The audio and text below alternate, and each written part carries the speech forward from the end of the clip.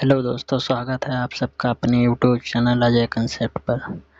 आज हम ज्योग्राफी भूगोल सौरमंडल के क्वेश्चन को सॉल्व करेंगे, जो कि हमारे लिए बहुत महत्वपूर्ण क्वेश्चन है, जो सभी एग्जाम के लिए सफिशिएंट है। तो क्वेश्चन की शुरुआत हम करते हैं यहीं से। क्वेश्चन है, सूर्य से बढ़ती दूरी के अनुसार ग्रहों का निम्न में से कौन सा क्रम सही है? सूर्य की पृथ्वी सूर्य से बढ़ती, सूर्य के बाद क्या आता है? सूर्य के बाद क्या आता है? सूर्य के बाद क्या आता है? सूर्य से बढ़ती दूरी, सूर्य के बाद आता है बुध के बाद आता है शुक्र के बाद आता है पृथ्वी के बाद आता है मंगल। तो कौन सा हो जाएगा यहाँ पे? ऑप्शन नंबर तीसरा। अगला क्वेश्चन है, आकार के अनुसार सौरमंडल के ग्रहों का अवरोही क्रम क्या है? यानी कि घटते क्रम, आकार के अनुसार घटते क्रम क्या है? तो आकार के अनुसार घटते क्रम कौन सा है? बृहस्पति आता है, उसके बाद शनि, अरुण, वरुण, पृथ्वी, शुक्र, मंगल एवं बुध। तो कौन सा हो जाएगा? ऑप्शन नंबर पहला। अगला क्वेश्चन है, पृथ्वी से बढ़ती दूरी के अनुसार ग्रहों का निम्न में से कौन सा क्रम सही है?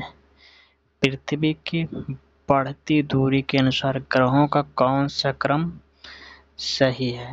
तो कौन सा सही है? पहले आता है शुक्र, मंगल, बुध, बृहस्पति। तो कौन सा? Option number B. अगला क्वेश्चन है, निम्नलिखित में से कौन सौरमंडल का भाग नहीं है? तो सौरमंडल का भाग कौन सा नहीं है? सौरमंडल का भाग ये है हमारा क्षुद्र ग्रह है, धूमकेतु भी है, ग्रह भी है। तो कौन सा नहीं है? निहारिका। कौन सा नहीं है? निहारिका। अगला क्वेश्चन है, अंतरिक्ष में कुल कितने तारामंडल है? तो अंतरिक्ष में कुल कितने तारामंडल हैं?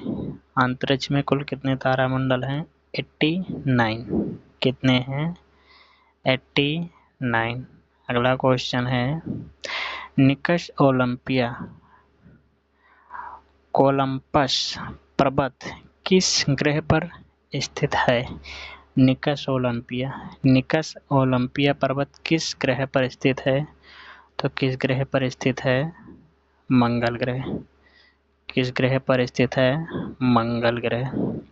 क्वेश्चन अगला क्या है, पार्थिव ग्रहों की संख्या कितनी है?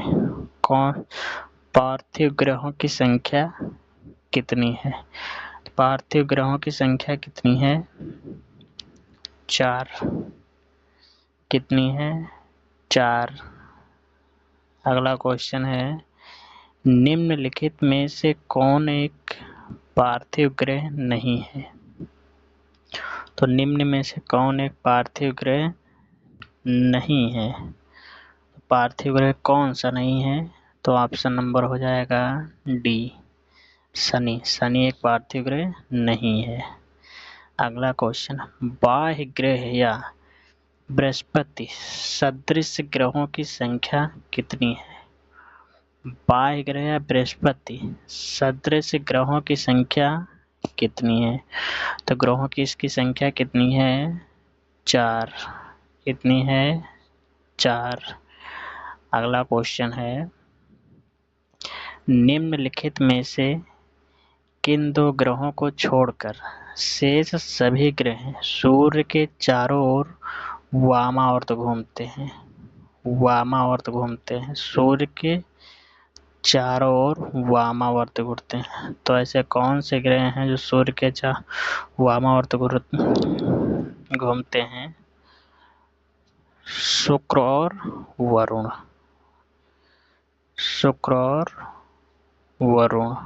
कौन है? शुक्र और वरुण। अगला क्वेश्चन है, सौरमंडल का जन्मदाता किसे कहा जाता है? सौरमंडल का जन्मदाता किसे कहा जाता है? तो सौरमंडल का जन्मदाता सूर्य को कहा जाता है। किसे कहा जाता है? सूर्य के। ऑप्शन नंबर ए। अगला क्वेश्चन है, सौरमंडल का प्रधान आकाशीय पिंड कौन सा है? सौरमंडल का प्रधान आकाशीय पिंड कौन सा है? तो इसका सही उत्तर, इस क्वेश्चन का सही उत्तर ना ये भी नहीं है, पृथ्वी नहीं है, बृहस्पति भी नहीं है, शनि भी नहीं है। शनि तो इनमें से क्या हो जाएगा? कोई नहीं, इनमें से कोई नहीं है से, लेकिन है कौन? इसका आंसर है कौन? सूर्य। क्या है? सूर्य। सूर्य का उत्तर सही है। सौरमंडल का प्रधान आकाशीय पिंड कौन सा है? सूर्य। इसका आंसर सूर्य है। अगला क्वेश्चन है, वैज्ञानिक जिन्होंने सर्वप्रथम खोज की पृथ्वी सूर्य के चारों ओर घूमती है। वैज्ञानिक सर्वप्रथम सूर्य की पृथ्वी सूर्य के चारों ओर घूमती है, किसने खोज की थी? कॉपरनिकस। अगला क्वेश्चन है, निम्नलिखित में से कौन सा ग्रह नहीं है जिसे प्राचीन भारतीय ग्रह मानते थे? निम्नलिखित में से कौन सा ग्रह नहीं है जिसे प्राचीन भारतीय ग्रह मानते थे? तो सूर्य एक, शनि तो हमारा एक ग्रह है, शनि ग्रह है, सूर्य ग्रह है, मंगल ग्रह है। तो कौन सा नहीं है? सूर्य। कौन सा होगा? सूर्य। Option number A. कौन सा सही होगा? सूर्य। अगला क्वेश्चन है, सूर्य के संगठन में सहायक गैस है। सूर्य किन गैसों से मिलकर बना है? तो सूर्य किन गैसों से मिलकर बना है? तो हाइड्रोजन और हीलियम। हाइड्रोजन और हीलियम। कौन सा ऑप्शन हो जाएगा? 4। अगला क्वेश्चन है, सूर्य के मध्य भाग को क्या कहा जाता है? सूर्य के मध्य भाग को क्या कहा जाता है? सूर्य के मध्य भाग को क्या कहा जाता है? समताप मंडल? नहीं। स्थल मंडल? नहीं। वर्णमंडल? नहीं। तो क्या कहा जाता है? प्रकाश मंडल। क्या कहते हैं? प्रकाश मंडल। अगला क्वेश्चन है, सूर्य के ऊपर के भाग को क्या कहा जाता है? सूर्य के ऊपरी भाग। सूर्य के ऊपरी भाग को क्या कहा जाता है? सूर्य के ऊपरी भाग को क्या कहा जाता है? इस भाग को क्या कहते हैं?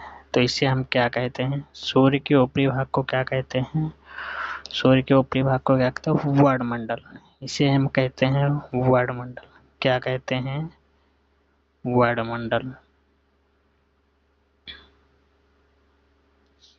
अगला क्वेश्चन है, सूर्य सदैव पूरब से निकलता है क्योंकि?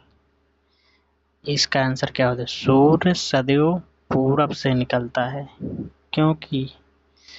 क्योंकि क्या ये पूरब में स्थित है? नहीं। इनमें से सभी ये भी नहीं होगा। पृथ्वी सूर्य से पश्चिम की ओर घूमती है? नहीं। पृथ्वी पश्चिम से पूरब की ओर घूमती है। तो कौन सा ऑप्शन सही हो जाएगा? पहला। कौन सा हो जाएगा? पहला। अगला क्वेश्चन है, एक ग्रह की अपने कक्ष में सूर्य से अधिकतम दूरी को क्या कहा जाता है? एक ग्रह से अपने कक्ष में सूर्य से अधिकतम दूरी को क्या कहा जाता है? तो अधिकतम दूरी को क्या कहा जाए? एक ग्रह अपने कक्ष से अधिकतम दूरी पर जब होता है तो उसे हम क्या कहते हैं? जब अधिकतम दूरी पर होगा तो उसे हम अपसौर कहते हैं। क्या कहते हैं? अपसौर। जब अधिकतम पास होता है तो उसे हम कहते हैं उपसौर। क्या कहते हैं? उपसौर।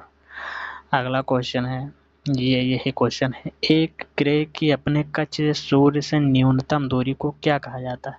कोई ग्रह है, उससे जब न्यूनतम